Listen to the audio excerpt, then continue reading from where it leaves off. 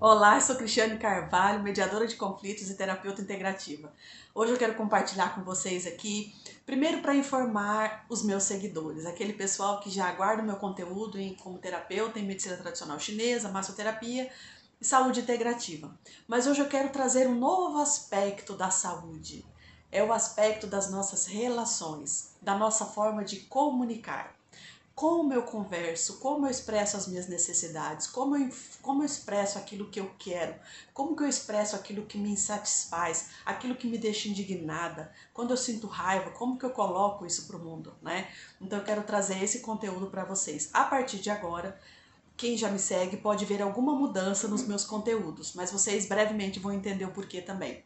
Então eu quero contar, o objetivo desse vídeo aqui é compartilhar com vocês um pedacinho da minha história, da minha relação com a mediação de conflitos e como que eu cheguei, né, nesse projeto, nesse ideal que eu tenho.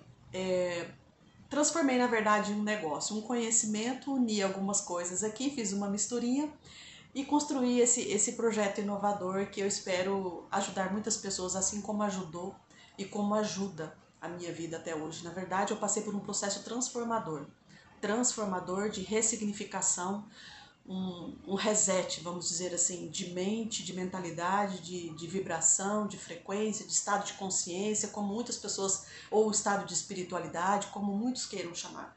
Mas um processo, eu acredito que ainda está em andamento, mas é como se eu tivesse virado já 360 e eu agora estou construindo esse novo personagem, essa nova Cristiane. Na verdade, a Cristiane que sempre foi, mas que por algum motivo, por algum padrão, por alguma circunstância, né, se escondia através de outra pessoa.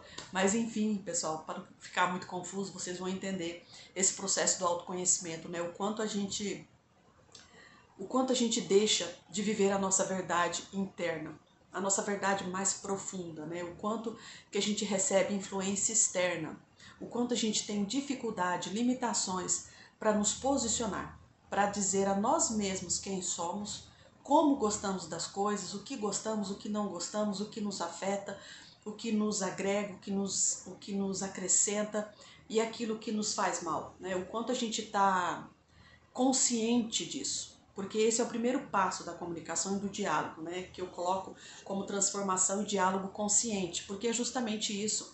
A gente precisa de um estado consciente primeiro, né, para que a gente possa, com clareza e coerência, transmitir isso às pessoas, né, não só nas pessoas com as quais a gente convive, no nosso ambiente familiar ou de trabalho, mas se a gente tem algum recado para levar ao mundo, né, como que a gente transmite isso?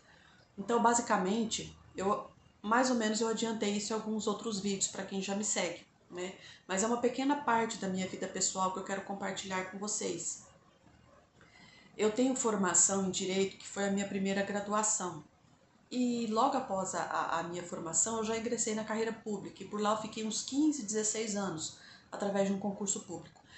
Nessa jornada, eu conheci a mediação de conflitos, que aborda a comunicação não violenta, o diálogo sistêmico, enfim, pode ser encontrado vários nomes, né? Mas a base é o diálogo, a base é a forma da gente se comunicar.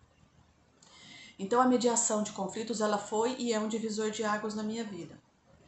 Na verdade, eu passei por um processo de transformação pessoal, um processo de ressignificação de consciência.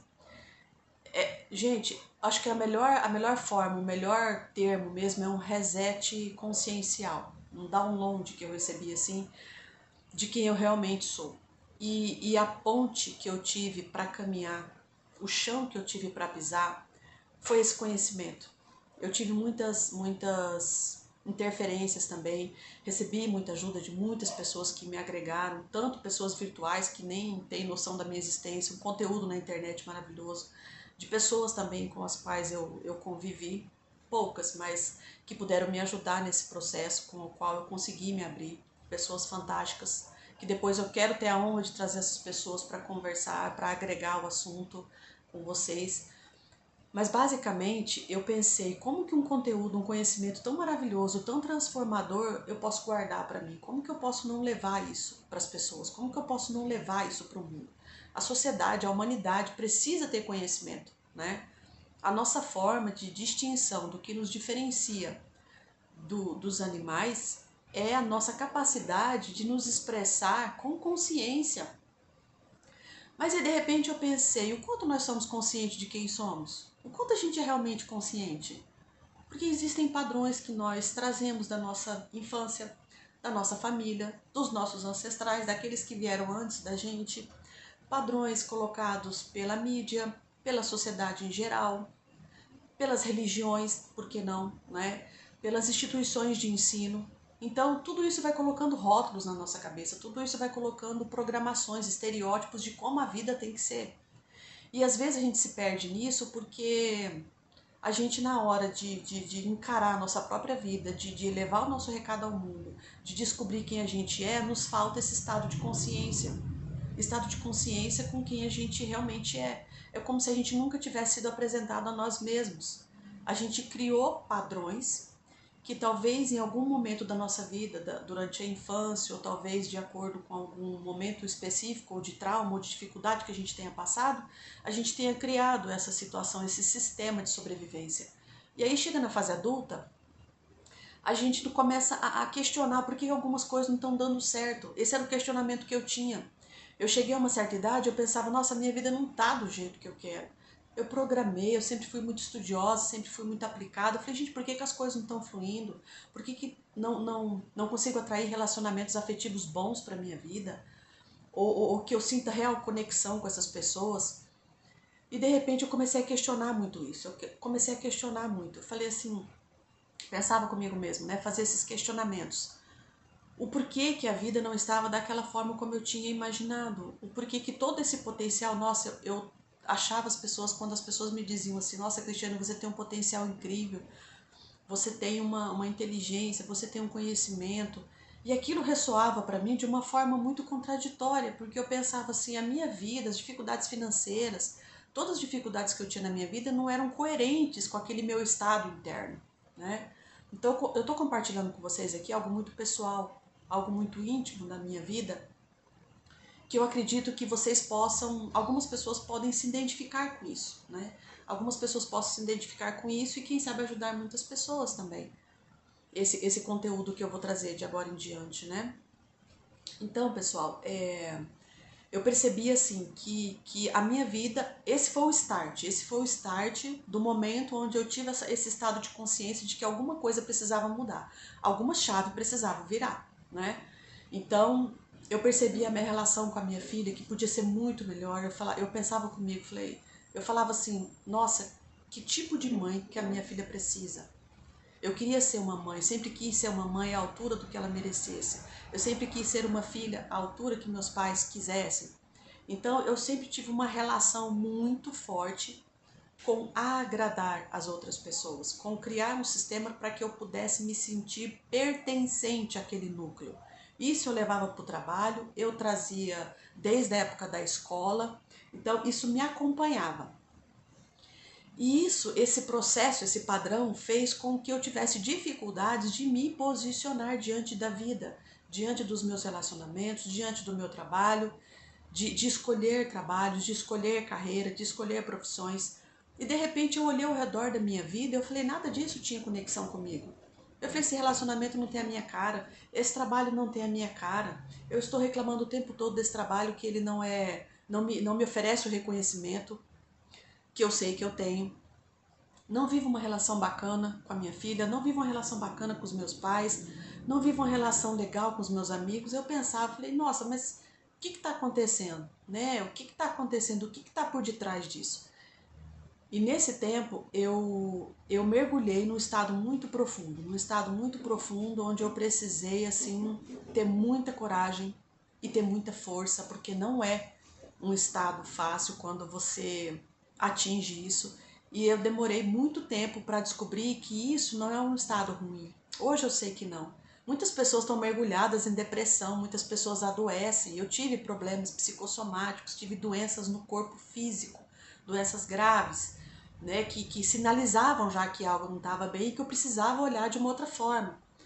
E eu fico pensando assim, nossa, quantas pessoas estão mergulhadas nisso e achando que é o fim, né, que é, nossa, o que eu vou fazer da minha vida, ou procurando outros escapes na vida, como drogas e outras coisas tão nocivas às vezes, né, para a saúde. Mas tudo é uma forma da gente escapar, é uma forma da gente conseguir sobreviver em meio a tudo isso. Eu entendo muito bem. É como se a gente tentasse sobreviver em meio a tudo isso, porque é uma contrariedade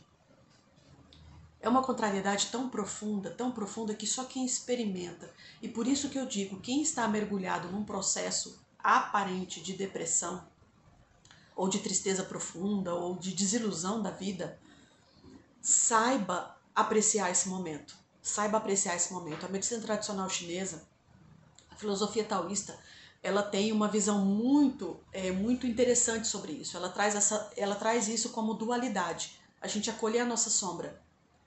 E eu, com conhecimento no diálogo, na comunicação, depois fui estudar a medicina tradicional chinesa, fui mergulhar na filosofia taoísta e sempre fui muito buscadora de conhecimento, sempre fui. Eu encontro um assunto que eu gosto, eu mergulho aquilo com profundidade. Às vezes até profundidade demais. Eu às vezes tenho que regular isso também. Mas aprender a acolher. Aí eu comecei a olhar para aquelas questões da minha vida que estavam aparentemente me atrapalhando: insegurança, timidez, medo, dificuldade de me posicionar, de dizer o que eu penso.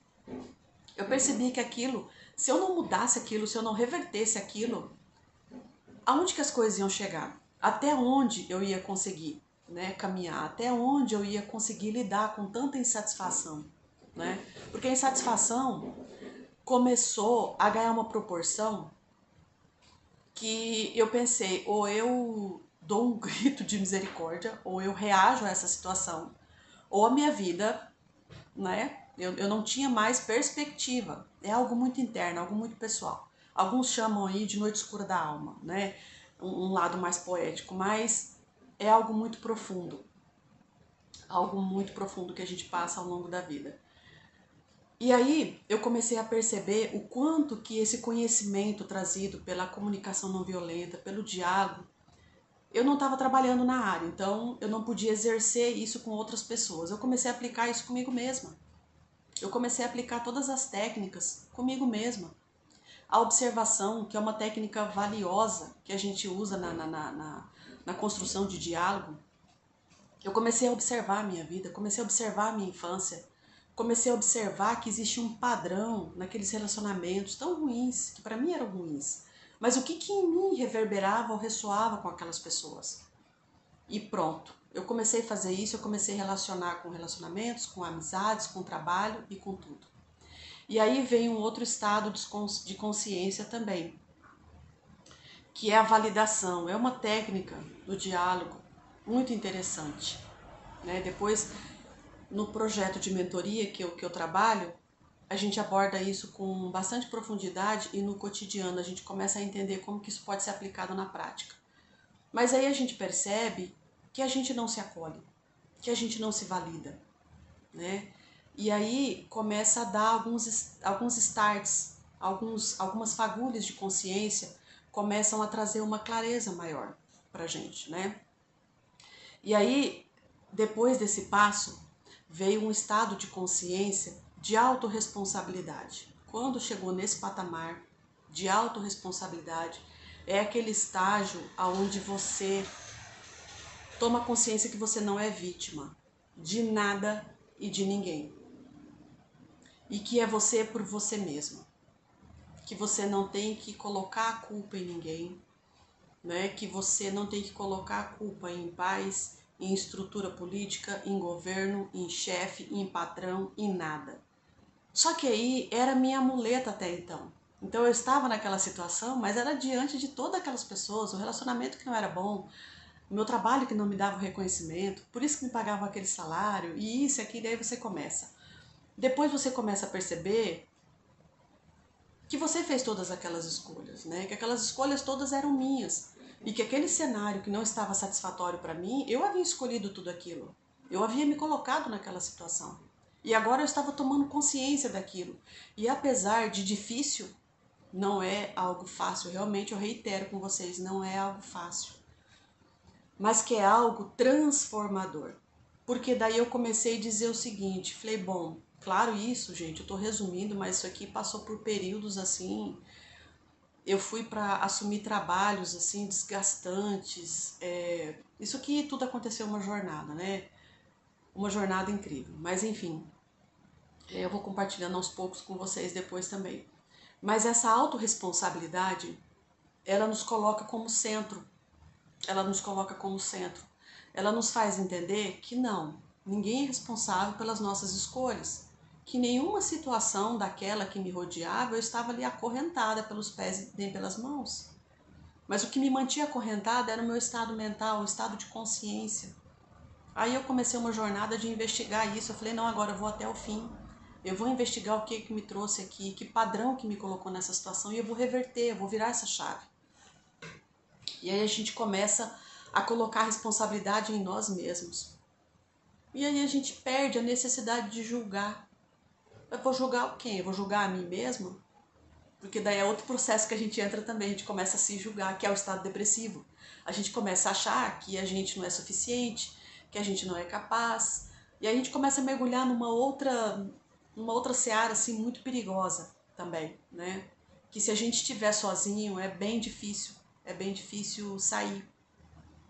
E é isso que eu quero propor. Eu quero propor para que eu passei por isso sozinha, mas eu quero propor para algumas pessoas que se interessarem pelo meu conteúdo que vocês não precisam passar por isso sozinha, né? Que a gente pode unir as forças, unir os conhecimentos e não passar e não enfrentar isso sozinha.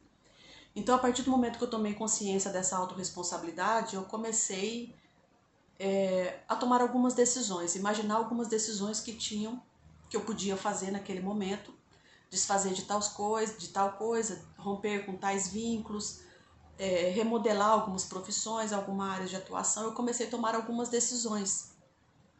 E a mediação de conflitos, ela sempre foi assim, foi e é, né? Algo muito importante para mim. O conhecimento, a habilidade de se relacionar é algo muito leve, é algo muito fácil. Eu faço com muita tranquilidade, com muita facilidade, é tranquilo para mim, né? Esse mergulho no inconsciente, através das emoções, e expressar isso através da linguagem, para mim, é muito leve fazer. E depois eu descobri também que aquilo que é leve para a gente está alinhado muito com a nossa verdade interna. E isso foi um eixo para mim nessa jornada, nessa condução. E a partir do momento dessa autorresponsabilidade, eu comecei a tomar algumas decisões.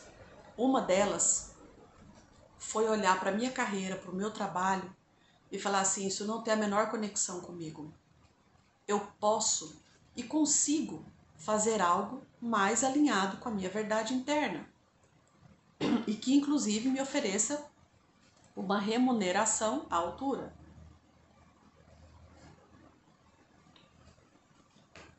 E aí foi quando eu tomei a decisão de me desligar do serviço público. Eu era servidora estatutária do Estado e eu resolvi me desligar do serviço público. E eu quis empreender. Então, qual era a área, né, que tinha paixão, que tem paixão com o meu coração? É a área da mediação de conflitos. Mas vocês percebam como que o estereótipo, como que a sociedade, como que existe uma programação na nossa mente, perdão, da escola, nos condicionando a certos padrões. Eu pensava, todo esse conhecimento que havia transformado a minha vida, estava transformando a minha vida. Eu pensava, nossa, vou levar isso para outras pessoas, isso é transformador. Mas eu pensava, aquele modelo que eu tinha na minha cabeça de funcionamento da mediação era, a referência que eu tinha era das sessões de mediação dentro do âmbito judicial. Essa é a referência que eu tinha. Eu pensei, vou elaborar um projeto, uma escola de mediação, vou montar um escritório, um centro, ou alguma coisa nesse sentido, oferecer mediação, como é que eu vou cobrar por isso? Porque no âmbito público já se oferece esse serviço de forma gratuita. Mas eu custei para cair a minha ficha, custou para minha mente raciocinar o seguinte, que aquela abordagem da mediação, ela era muito com fogo dentro do ambiente público, como aliás, perdão, não é só no nosso estado, em outros estados provavelmente tende a funcionar dessa maneira também.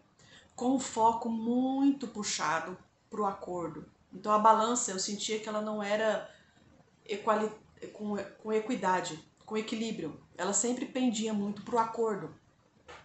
E que muito pouco tempo a gente tinha nas sessões para trabalhar com as pessoas o potencial, o empoderamento das pessoas se comunicarem, das pessoas conseguir verbalizar para o outro o que afetava aquela pessoa.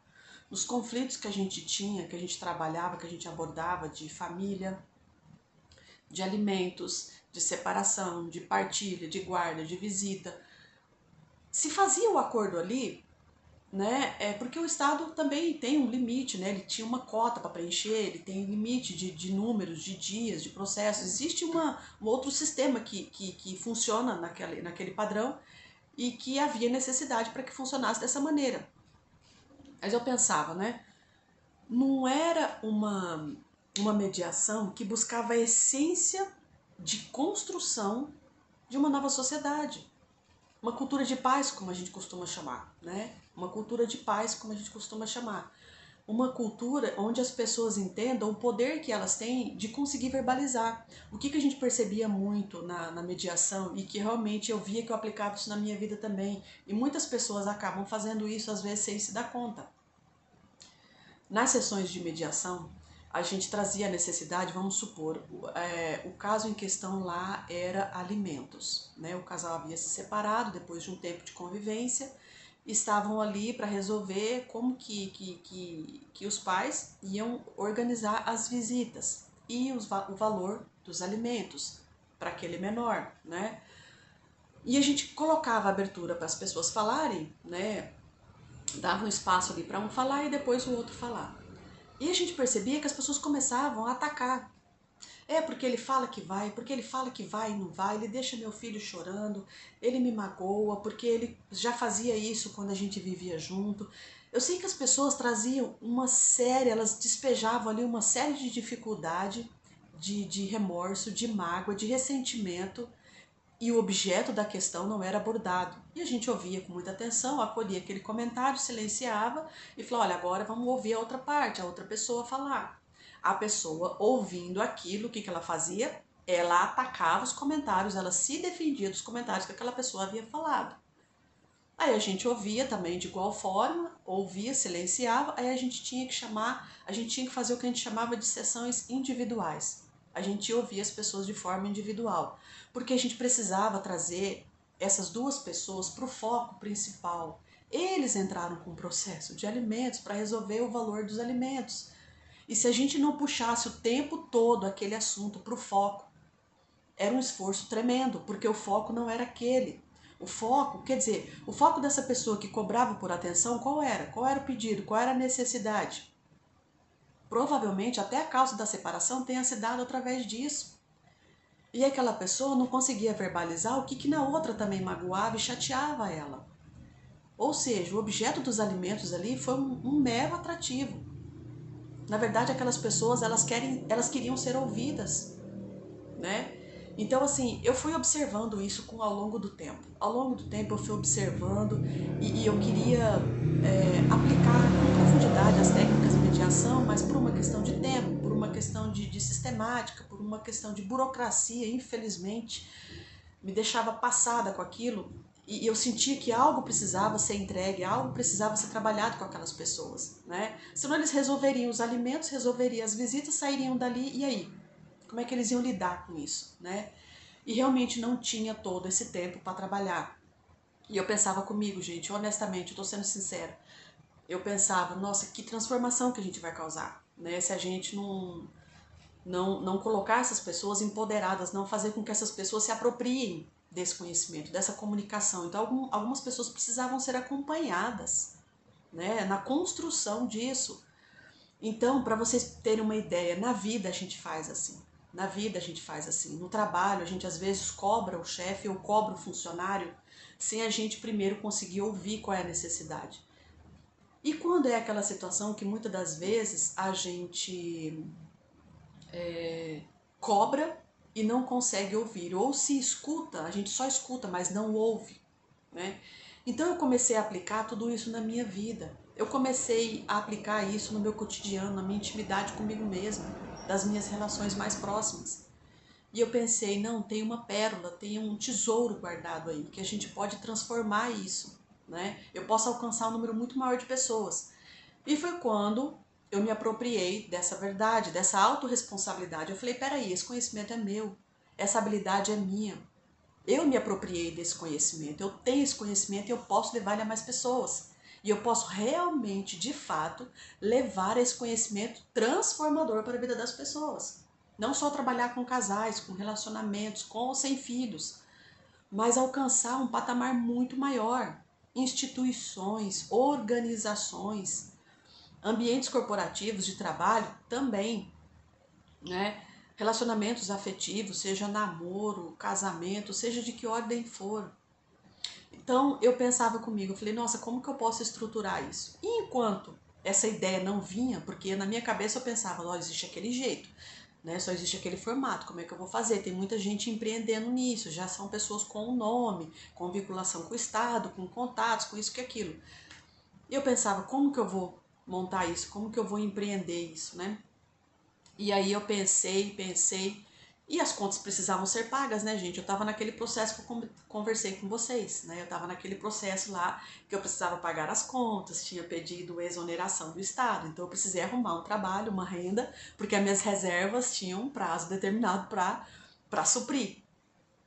E aí eu falei, bom, eu preciso empreender em alguma área, né? Então eu sempre fui muito ligada à saúde emocional.